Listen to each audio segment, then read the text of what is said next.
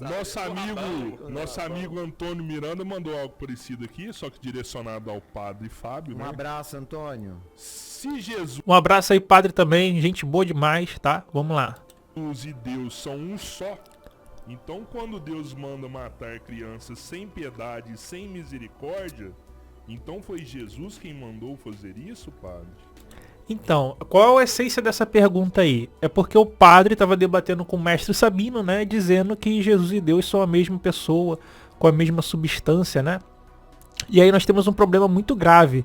Porque se em substância, em essência, eles são a mesma pessoa, então quando Jesus defende que tenha piedade, dê a outra face, ame o próximo, não julgues para não ser julgado, tenha misericórdia, piedade dos outros, ame as crianças, né? Quando Jesus fala essas coisas, e você vê que o Deus, durante toda a Bíblia hebraica, ele manda matar, manda chacinar, manda trucidar crianças, bebês recém-nascidos, pessoas inocentes, não tem como isso ser compatível. A mensagem de uma essência é diferente da essência da outra.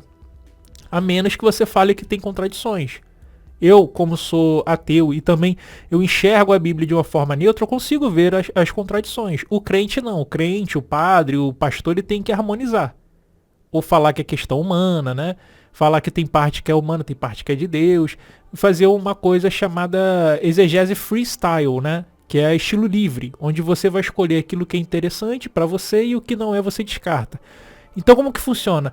Tudo que é pândego, fofinho, cuticute, né, delicinha, a pessoa fala que é de Deus. Por exemplo, ame o próximo. Ah, isso é de Deus, é de Jesus. Mate as criancinhas. Não, isso é construção humana, entendeu? É assim que funciona. Se chama exegese freestyle. O professor já explicou, né? Mas só para recordar que, na verdade, a ideia atribui-se a Deus o mandato da morte, né? Atribui-se a Deus o mandato da morte. Aí quando for o mandato de tipo assim, ame o próximo, né? Proteja as pessoas, não matarás, aí atribui-se a Deus, né? Então é uma argumentação que é conveniente. O que é conveniente que eu defenda que seja de Deus, é Deus que está falando. O que é conveniente que eu fale que é do homem, é o homem que está escrevendo. Sendo que a Bíblia inteira é feita por homem, não tem Deus ali, entendeu? Então o que o padre e os religiosos em geral fazem?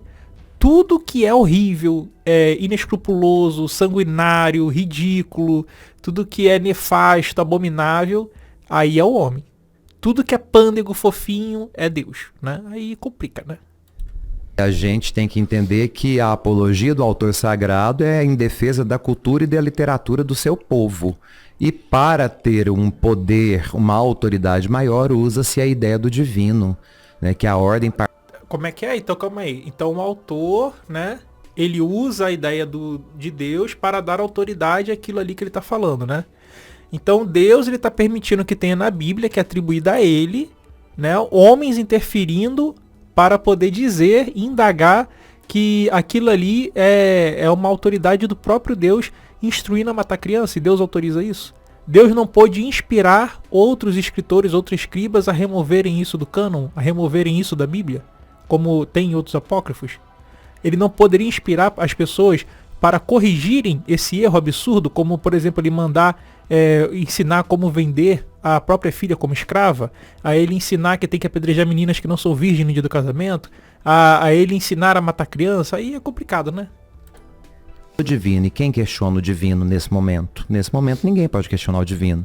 Nós estamos num período tribal onde tudo gira em torno dessas espiritualidades, né? E digo no plural por quê? Porque a ideia monoteísta, por mais que já tivesse aplicada aos hebreus, ainda era uma ideia que gerava controvérsia no coração dos hebreus.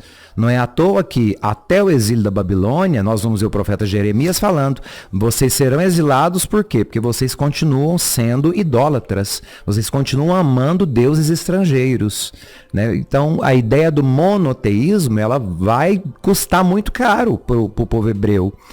Só vamos ter, historicamente, cientificamente... Ué, mas como que o povo hebreu...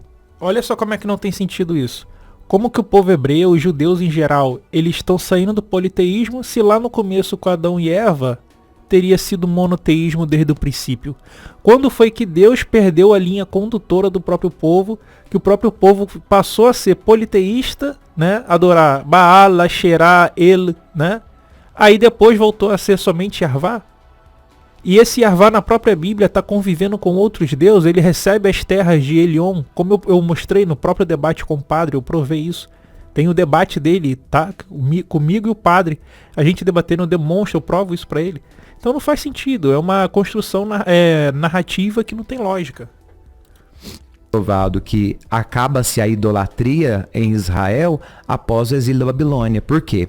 Tudo que foi... Na verdade, bem depois do exílio babilônico, ainda tinha esse registro de cultos, né? Por exemplo, como em Elefantina, a várias divindades, e não tinha nem resquício dessa questão de lei de Moisés ainda, né? Então, toda essa construção bíblica parece ser bem mais recente na história do que se pensava antes. Foi encontrado e que refere-se a altares e divindades pagãs no território de Israel é datado do período anterior ao exílio da Babilônia. Não se encontra nada que se refere a religiões estrangeiras nos sítios arqueológicos que seja datado pós-exílio da Babilônia. Aí é que é complicado, hein, padre? Porque tem, como eu acabei de citar, por exemplo, Elefantina, né? Tem várias documentações que citam, sim, que o povo judeu estava tendo ali contato com várias divindades e adorando várias divindades, e não sabia de lei, não sabia de monoteísmo, coisa nenhuma. O exílio fez com que os judeus de fato deixassem definitivamente qualquer prática religiosa que não fosse aquilo ensinado pela tradição vinda de Moisés. Legal. Mas isso aí não respondeu a pergunta, né? Porque a pergunta ela foi bem objetiva. Se Deus e Jesus, eles são um, né? Então Jesus e Deus, eles não poderiam estar praticando a mesma coisa. Coisas contraditórias no caso, né? Jesus mandando ter misericórdia e Deus mandando não ter piedade nem misericórdia.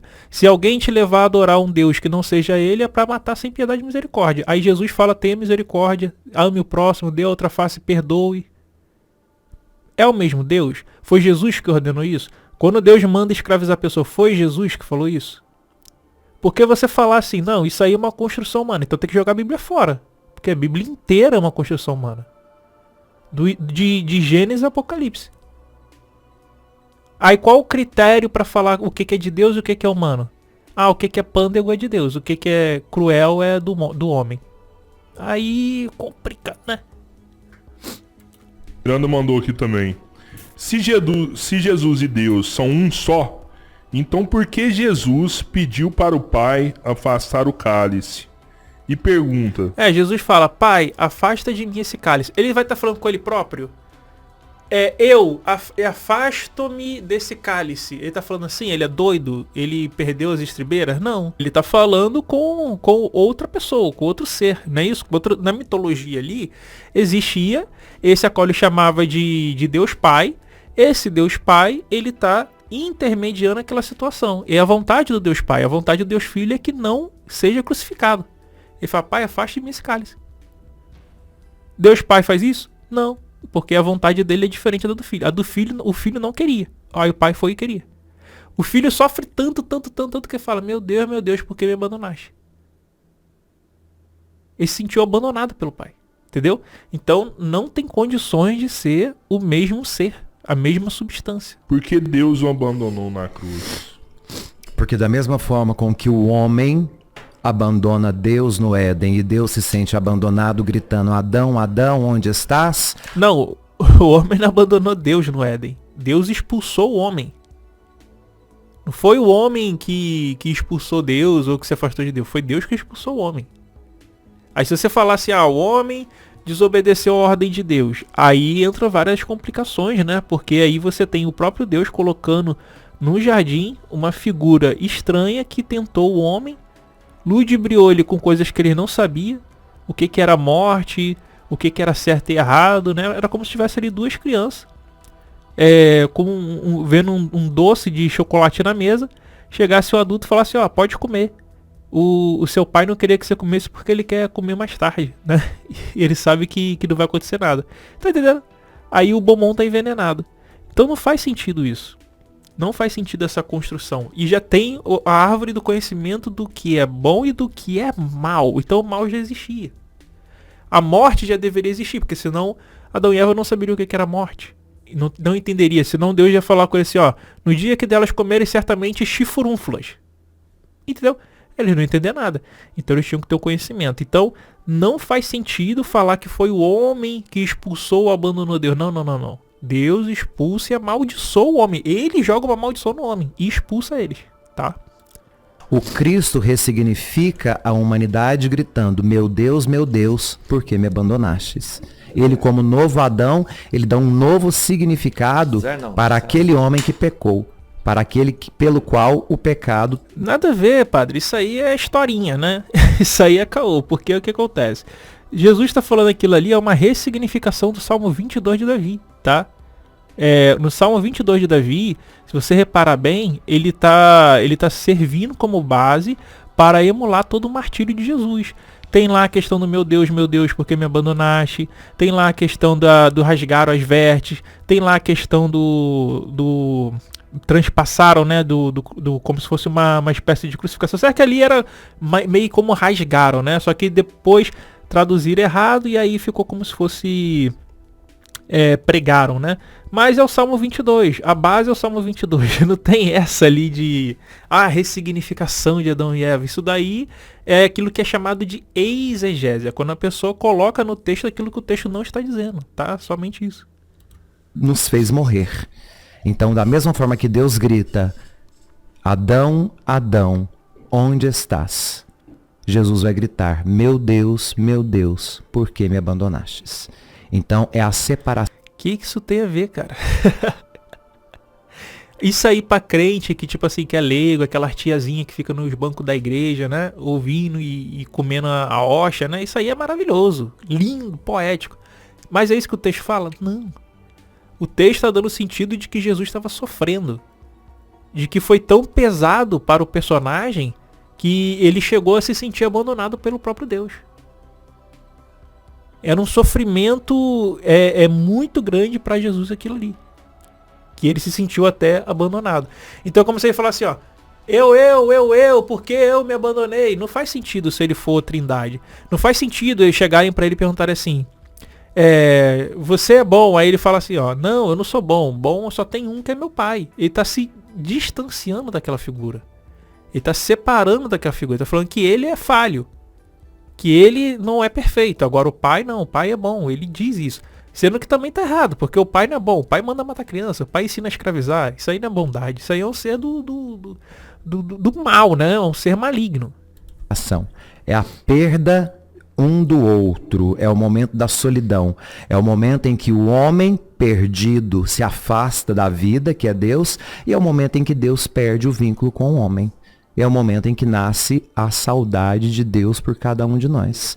Então, se o fruto da árvore do Éden nos levou à morte, o fruto da árvore da cruz nos trouxe a vida. Não, mas que vida? Se o fato do homem ele ter pecado lá no Jardim do Éden, que isso é uma mitologia, o padre sabe disso, quando eu conversei com ele, ele sabe que aquilo ali é construção humana, que aquilo ali não é real, só que quando convém é real, tá vendo, ó? Quando convém, Adão e Eva é literal. Quando não convém, não é. Mas beleza. A questão é o seguinte. Se a morte entrou por causa de Adão e Eva e Jesus ele está trazendo a vida, então por que as pessoas continuam morrendo? Porque o homem continua amaldiçoado? A mulher continua sentindo dores do parto? Entende como é que não faz sentido? Se Jesus já pagou o pecado do primeiro Adão como sendo o segundo Adão, então deveria ter cessado todas as maldições lançadas por Deus. Aí vai ter que espiritualizar, vai ter que falar, não, isso aí é após a morte, é espiritual. Mas aí, se o pecado foi geral, o pecado foi aplicado a toda a humanidade, a salvação também deveria ser aplicada a toda a humanidade, né? Aí não, a salvação é restrita. Se for levar para a questão espiritual, tá? Aqui eu já tô entrando no jogo do que eles pensam para poder explicar como que também não faz sentido, mesmo aceitando essa loucura deles aí. Então, mesmo se fosse uma salvação geral e restrita, teria que ser aplicada para todo mundo. E não é. Tá vendo como é que não faz sentido, não se encaixa? É mais uma questão assim para ficar algo, um floreio, né, uma poesia que consegue, como é que eu posso dizer assim, enganar o crente leigo. O crente leigo cai nisso aí, né? Obrigado, viu, padre? Então vocês viram que a argumentação dele basicamente foi esse floreio, essa poesia, e aí tem outras questões, né? Que se Jesus e Deus são a mesma essência, a mesma substância, então quando Deus engravida Maria, é o próprio Jesus que está engravidando a própria mãe. Tá entendendo? Aí tem que ter mais malabarismo pra passar pano nisso, né? Ai, Antônio, gente, sério que você vai entrar nessa questão? De que é o Jesus, o filho, que tá engravidando a própria mãe? Ai, que feio, gente, né? Aí tem que entrar nessas questões aí. Quando Jesus também faz distinção entre ele e o pai, também vai ter que entrar mais malabarismo. Não é isso? Quando Jesus tem atitudes diferentes da do pai, também tem que entrar mais malabarismo. Como assim você tem um pai que tem a mesma substância do filho, mas está fazendo coisas diferentes? Quando você coloca a questão de que tudo ali é uma invenção, faz sentido. Por quê? Quando você está em uma sociedade diferente, em uma época diferente, você precisa moldar aquela questão mitológica para se adequar àquele novo local, àquela nova cultura, né? E aí você tem contradições com aquilo que era pregado antes. E aí você surge numa transformação textual. Então essa transformação textual faz com que o personagem Jesus tenha atitudes que são contrárias à atitude do personagem Deus da Bíblia hebraica. Porque o Novo Testamento é uma arma política anti-judaica, antissemita. Você vai ver isso o tempo inteiro. Os judeus são os filhos do diabo, os judeus são raça de víboras, os judeus são os hipócritas, os judeus são os sepulcros caiados, etc, etc, etc. Tá? Então Jesus está a todo momento criticando os judeus e trazendo ele como a pedra do tropeço que vai fazer com que os judeus sejam fulminados pelos romanos na década de 70. Então um personagem político, feito pelos políticos de Roma, para justificar toda a dor e sofrimento que os próprios romanos causaram nos judeus, e chipar essa cultura. E aí surge o antissemitismo, etc, etc, etc. Tá bom? Então é isso, não faz sentido, tá? Jesus e Deus serem o mesmo. Isso aí é uma construção que foi feita depois pelos pais da igreja. Aí teve o concílio, o Ário falava que não era, aí os outros lá de Alexandria, outros membros da igreja falavam que era, até que o próprio imperador, né, ficou. Aí o pessoal fala assim, Roma não tem nada a ver com isso, né, gente? Antes do cristianismo ser oficializado como religião principal de Roma, o próprio imperador Constantino ficou lá parou o império, ficou lá dias e dias debatendo sobre essa questão de trindade e dogmas lá do cristianismo. Aí surge essa loucura de trindade, entendeu? E aí é pregado isso até hoje.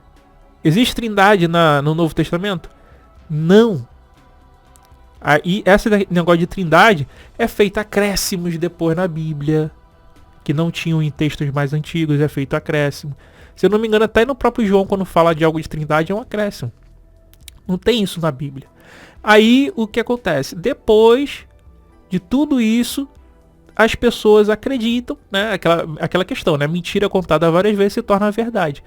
E aí é pregado perpetuado até hoje. E aí você tem que se decidir. Jesus é da paz, é do bem, ou ele é da guerra? Ou ele que incita os pais a comerem a carne dos próprios filhos?